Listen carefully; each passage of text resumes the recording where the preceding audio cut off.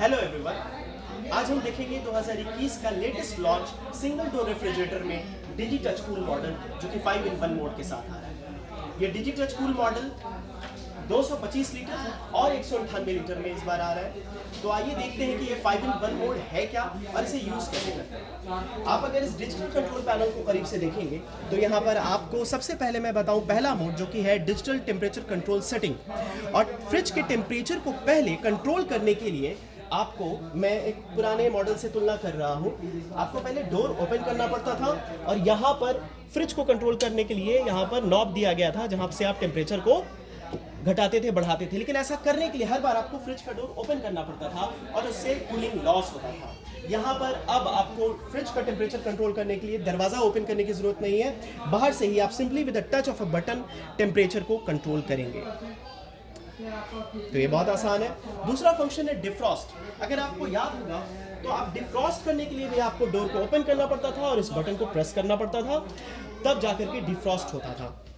अभी डिफ्रॉस्ट करने के लिए ये फंक्शन बाहरी कंट्रोल पैनल पे दिया हुआ है। आप सिंपली इस बटन को प्रेस करें 3 सेकंड तक और डिफ्रॉस्ट फंक्शन ऑन हो जाएगा और इस तरह से ऑटोमेटिकली आपको दरवाजा खोलने की जरूरत नहीं होगी, बाहर से ही आप इसे कंट्रोल कर सकेंगे। तीसरा फंक्शन है पावर कूल का। गर्मी के दिनों में अगर आपको जल्दी से पानी ठंडा चाहिए होता है या आइस मेकिंग करनी होती है तो इस फंक्शन को आप इस्तेमाल करेंगे। ये 33% फास्टर कूलिंग करेगा और 53% फास्टर आइस मेकिंग करेगा। इस फंक्शन को यूज करने के लिए इस फ्रिज बटन को आप 3 सेकंड तक प्रेस करके रखेंगे तो ये सिंबल हाईलाइट हो जाएगा और ये फास्टर कूलिंग और आइस मेकिंग कर रहा है 33% और 53% रिस्पेक्टिवली। बात करते हैं हम अपने चौथे मोड की तरफ जिसका नाम है ब्लैकआउट नोटिफिकेशन। लाइट जाने के बाद अगर फ्रिज का टेम्परेचर 9 डिग्री सेल्सियस या उससे ऊपर चला जाता है तो ऐसे में ये सिंबल हाईलाइट हो जाएगा, ऑटोमेटिकली एक अलार्म भी बजेगा और पावर कूल भी इनिशिएट हो जाएगा ऑटोमेटिकली, जिससे ये फ्रिज इंश्योर करेगा कि आपका फूड आइटम्स जो है वो खराब नहीं। पांचवा मोड है इकोनॉमिक मोड, इको मोड। आप इस इको मोड को इस्तेमाल कर सकते हैं बिजली की बचत के लिए। आप इस बटन को 3 सेकंड तक प्रेस करके रखें और ये 28% एनर्जी सेविंग करेगा। रात के वक्त या फिर आपके हिसाब से आप इस बटन को यूज कर सकते हैं, 28% एनर्जी सेविंग करेगा। अगर हम बात करें पैटर्न और डिजाइन के, आपके सामने 2 नए पैटर्न अभी अवेलेबल है। ये डिलाइट पैटर्न है, आप देख सकते हैं अट्रैक्टिव पैटर्न है। दूसरा पैटर्न है रिदमिक 12 और इसी तरह से 2 और नए पैटर्न मिडनाइट ब्लॉसम और मार्बल व्हाइट के साथ भी इस बार डिजिटल आ रहा है। आइए अंदर की तरफ देखते हैं कि क्या क्या नया चेंजेस है।